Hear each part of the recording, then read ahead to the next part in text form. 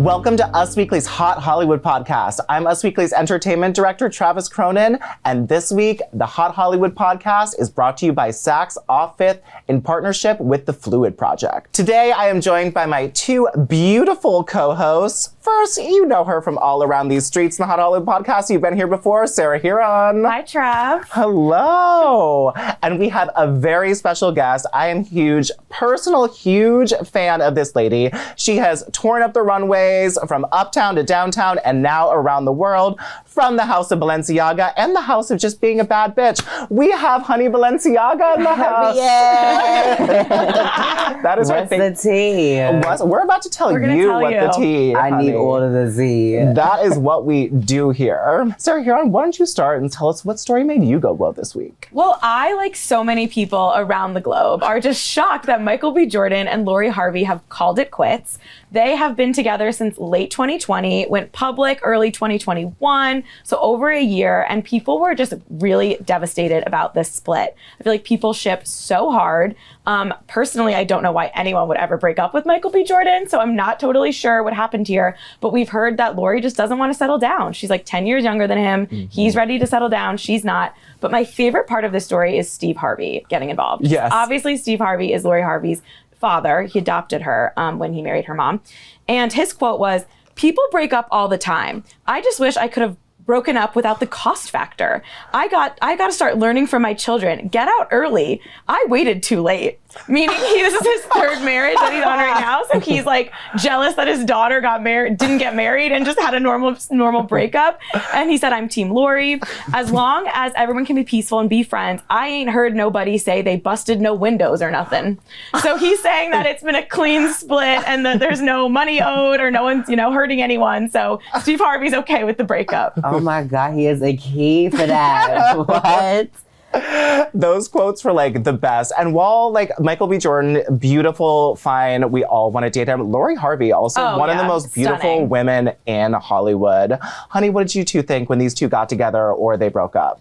Oh my God. Well, I was happy when they got together. They look so beautiful together. Mm-hmm. Like, you just love to look at a beautiful couple, especially when they're so successful in what they do. But I was like really shocked when that happened. Like, she really just said, "We're done.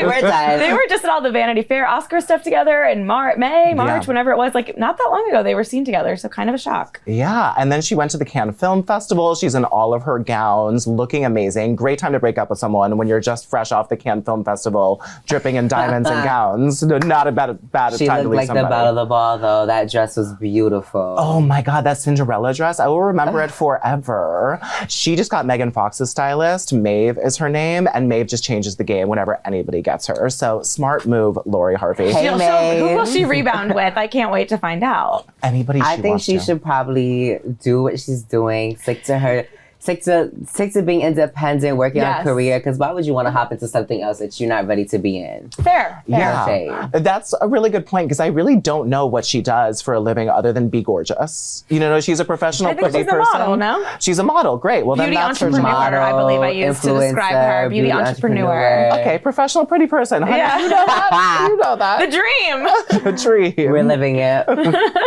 Well, honey, were there any celebrity news stories that made you go whoa this week? Oh my God. Well, it's not celebrity, but definitely the new Mugler collection that dropped today. The video, the movie, whatever you want to call it, it was absolutely magnificent. It features Dominique Jackson, Bella Hadid, and personally my best friend, Barbie Sway. The collection is to die for. Everything is to die for. From lighting to music by Trennylicious and Miss Boogie. That whole video was just amazing, like from beginning to end.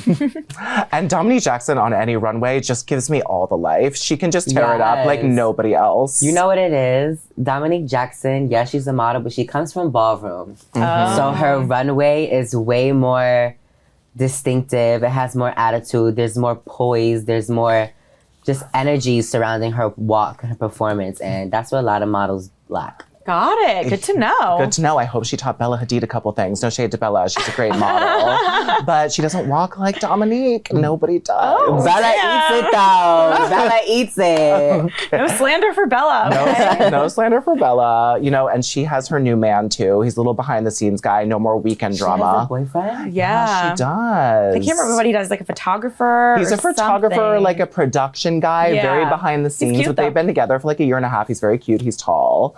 They look nice together, and Bella looks very happy. And she did not when she was with The Weeknd. No. She was with The Weeknd? Oh my God. On and off for like 5 years, For girl. 5 years. Girl, you know how to pay attention to the tea. Like. That's why we're here to tell you. Every story's making Honey go whoa this week. Yeah. She's like, whoa, this happened.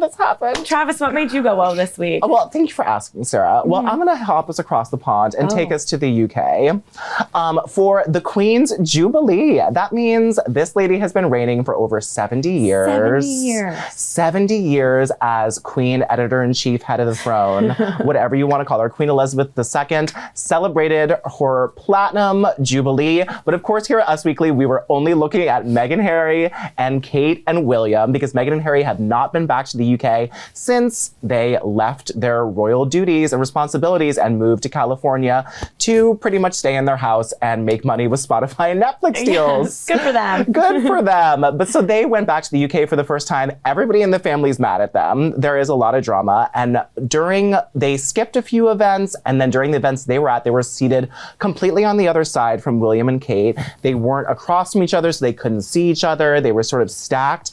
And I thought it was very intentional that they were never walking together because, as sources have told us, Harry and William, brothers, have a huge rift that has not been healed ever since the explosive CBS interview where they sat down and really ripped the royal family apart. As they should have. As they should have, because, you know, there's lots of schools of thought of this. But what we definitely know is these brothers are not into each other. And Kate and Meghan are not featuring each other as well. So that was my woe from the Platinum Jubilee. What made you go whoa at the Platinum Jubilee? I know there was something. That was a lot. Yes, there was a lot. Definitely that. Everything that happened, I agree with you. I think if they wanted to show any sort of united front, which they clearly didn't, they would have at least had them photographed in the same frame from some point going from one event to another. Right. They were not seen at all near each other. But what made me go whoa was Prince Louis being the star of the show. Kate and William's youngest kid was just not having half of these events and was not afraid. He was not afraid to, give his mom a little sass. As a fellow youngest child, I know what it's like to be dragged to things you don't want to go to. And I love that, we're seeing a fun side of Kate trying to, get him into it, but also having to lay down the law a little bit. It was just cute. And you saw him go sit on Prince Charles' lap at one point. You see Charlotte kind of telling George what to do. All the kids were just giving me life. Oh, it was great. Honey, what did you like? Did you see the video of when the child covered her mouth? Yes. That was crazy. Yes. These kids were just savage. No, I would have been yelled at. Yeah. As a Latina, Latina mother, no, she don't play that. But my woe from the Jubilee was my girlfriend, Adam Lambert. His performance was stellar. And he's an all-around just great performer, rock star. He always brings it. His outfits are always on point, and he makes them himself. Wow. Oh, wow. So, yes, he stood up all night. Last time we went to, it was Meghan's Halloween party. Yeah. And I don't know if you've seen it, I saw it. Head to toe, bedazzled, makeup, he does not play. So that performance was beautiful. Oh my God. What an honor. Good for him. And he, of course, was singing Queen, the British band, who he sounds like the Freddie Mercury who passed away, and he's been on tour with them for so long. I'm so glad he's had this second act in his career where he can tour with this monstrous band and sing at the Queen's birthday party. That is a huge deal. That's a huge deal, because Kim wasn't allowed to go. Kim was not allowed to go. Sources told us that Kim never wanted to go, but again, she probably was not asked either. It was weird that Kim and Pete were in London. It was that weird was a little interesting timing. When I read on an article, it said that they asked to be at this event, and then Kim never gets denied. but she got denied and she gagged. We were told that wasn't true, but it might be.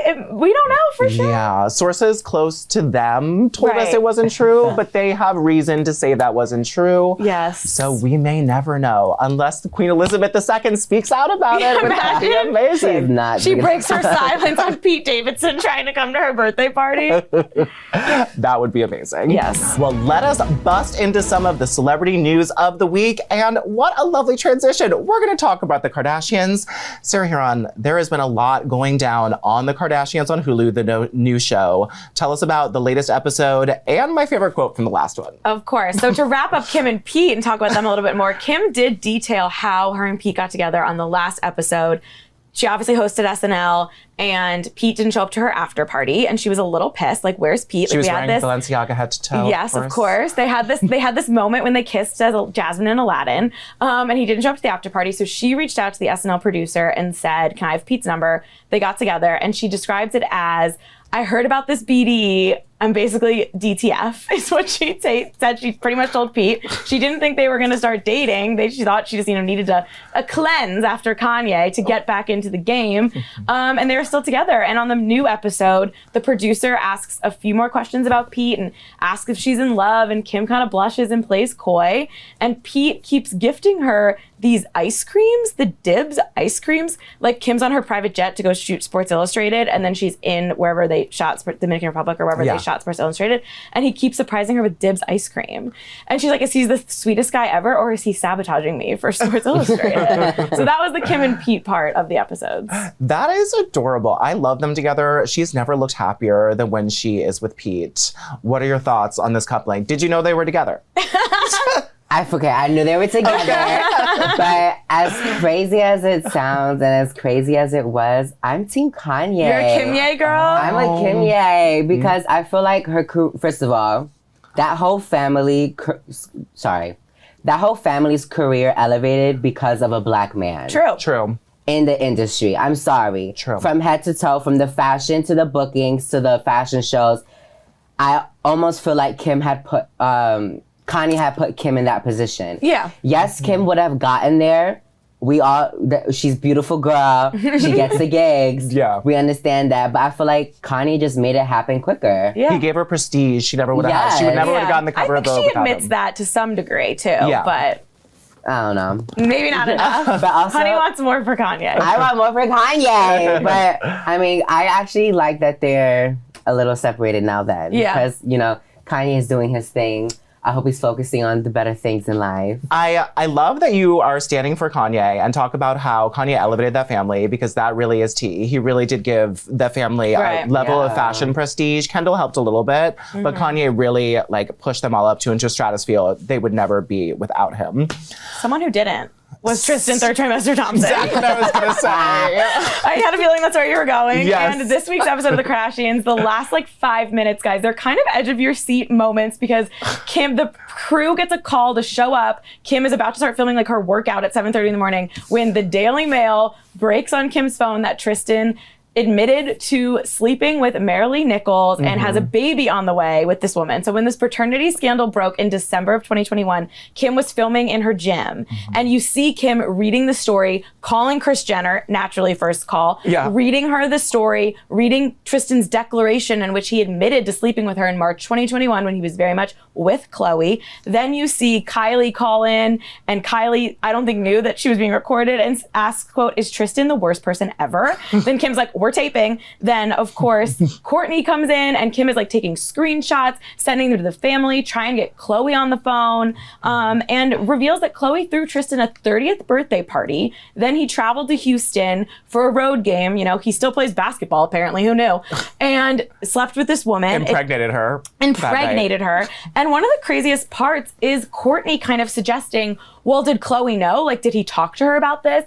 And Kim and Kylie are like, what do you mean? This is crazy. And Kourtney was almost implying, maybe they had an agreement. I don't know. And it's crazy. And then eventually Khloe gets on the phone, had no idea. And of course, to be continued. But it was wild.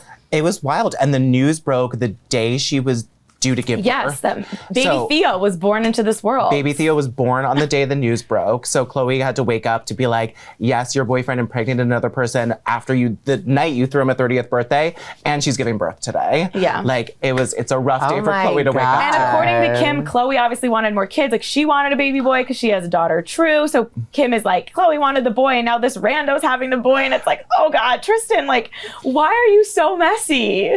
He is so messy. And if you didn't know, he left his last girl while she was 3 months pregnant for Khloe Kardashian. And then he cheated on Khloe in her 3rd trimester. And this is the she third should have been new then. I know. You should have been new. If a man is going to leave another woman for you. You lose him how you got him. Isn't that the saying? There you go. He's just so messy. And this is his 3rd cheating scandal. And you're in the Kardashian PR machine. Like, in what world? And he has the audacity, earlier episodes this season, to talk about how he's been in therapy and working on himself when he knew all along, because that court filing happened in June. So he knew all along that this was coming and brewing. Didn't say anything. Good for Marilyn Nichols to go public on it the day she's like in labor because she needed some answers.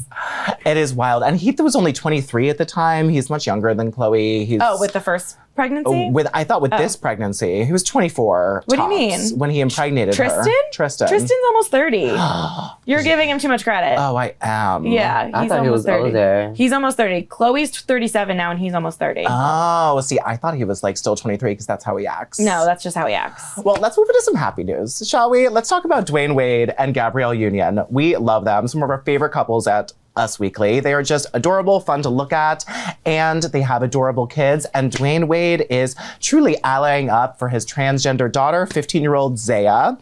Dwayne Wade spoke up at the Time 100 Summit to CNN and says, as blessed it is for my daughter to have parents that support her, I'm still afraid every moment she leaves the house. And not just because of gun violence, but because of the way people perceive her in this world. He also criticized lawmakers across the country who have worked to deny access to trans youth. There is legislation up in 20 different states to affect trans youth access to, any medical services that they need. And Dwayne said of this is our life. We live this. Why do you think you can make rules for people if you're not experiencing any of this? Come live with my daughter for a day and see how it is to walk in her shoes. We love Dwayne Wade. We love allying up for the trans daughter, Zaya.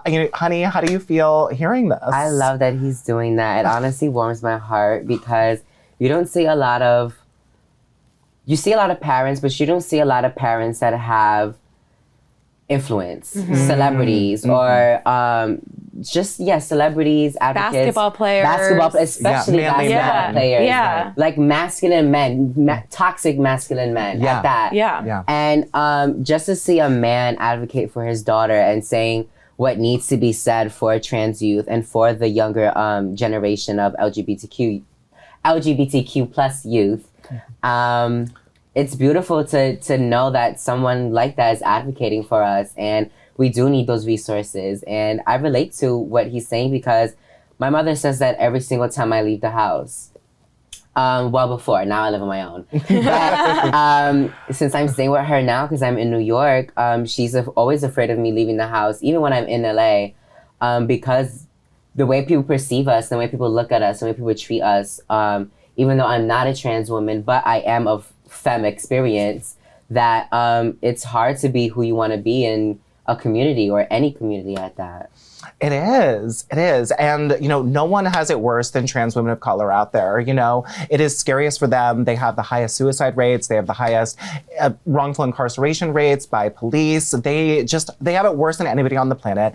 And Black trans women gave us all the culture that we love nowadays. So it's so nice to see all the culture, everything cool we have in our lives. Black trans women, Black people of color, queer people of color gave us to this day. And it's nice to see celebrities speaking out. And Dwayne Wade has always just been a lovely guy. Yeah. Even when he was in the NBA, you could tell he was sweet. But to watch how he is with his daughter just makes me love him so much more. I mean, do you know how many people probably think that Dwayne Wade's their favorite basketball player and then hear him say stuff like this that should just be common knowledge? But to a lot of people, they need someone like Dwayne Wade to say it to get it around their head. Absolutely. And him and Gabrielle Union are just so cute. And even when Dwayne Wade, they broke up and then he had a baby with his like ex and they like rebounded. Like he even did that cool. Like, God, Tristan, like get it together.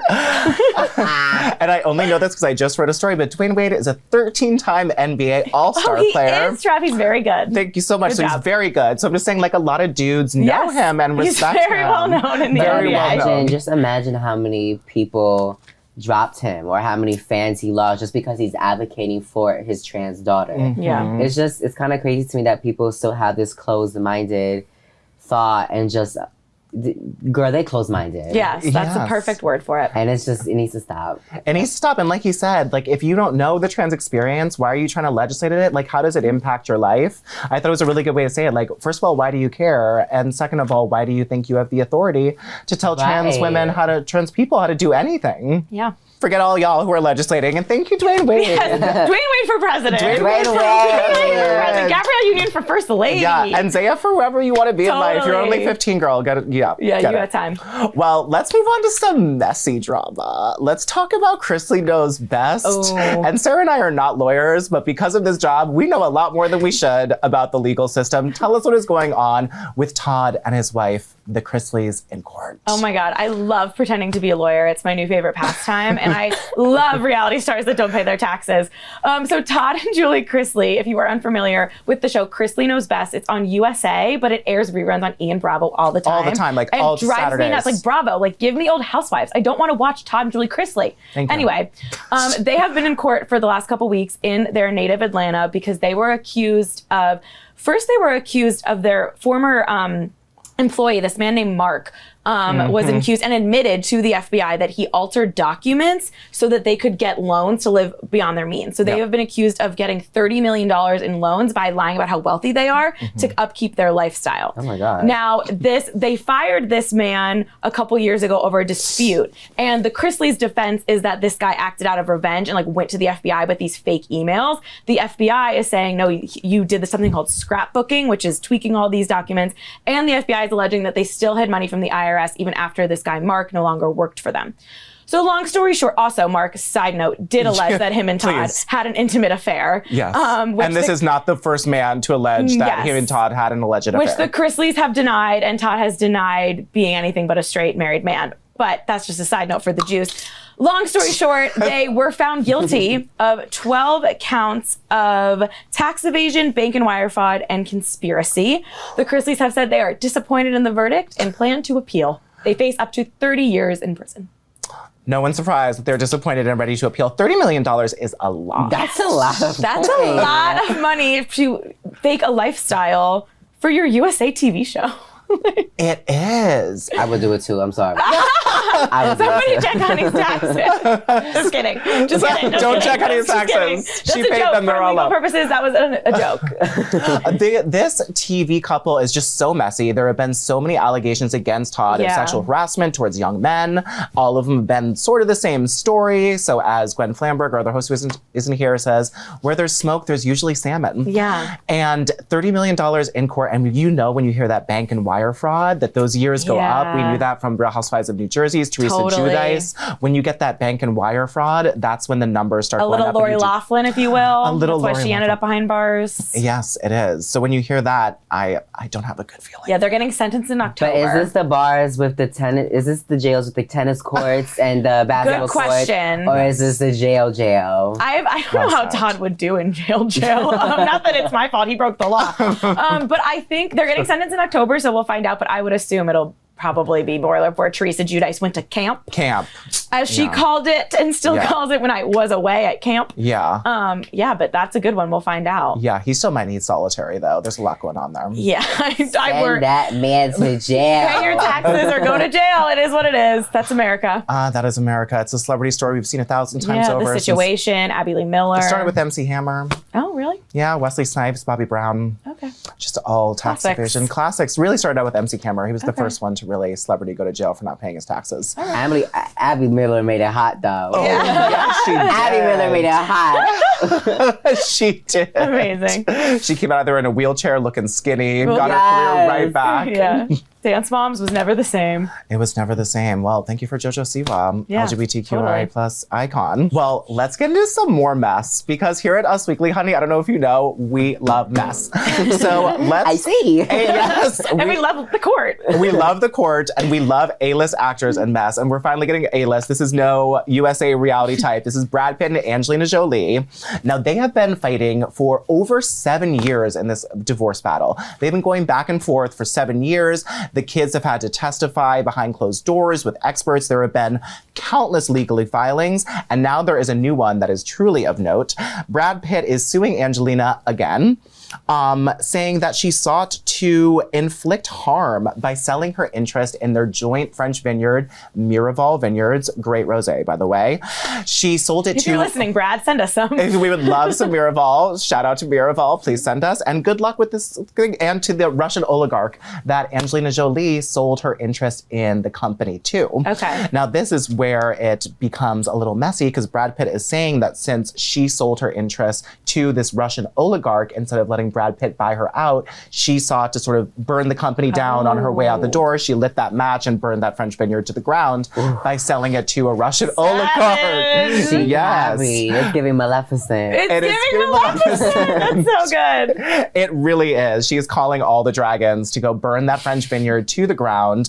Now, they bought this vineyard in 2008. The kids have all been there, countless vacations, really good time in her life. There? They had one of their weddings there. They had like a couple ceremonies, one in LA, one there. Okay.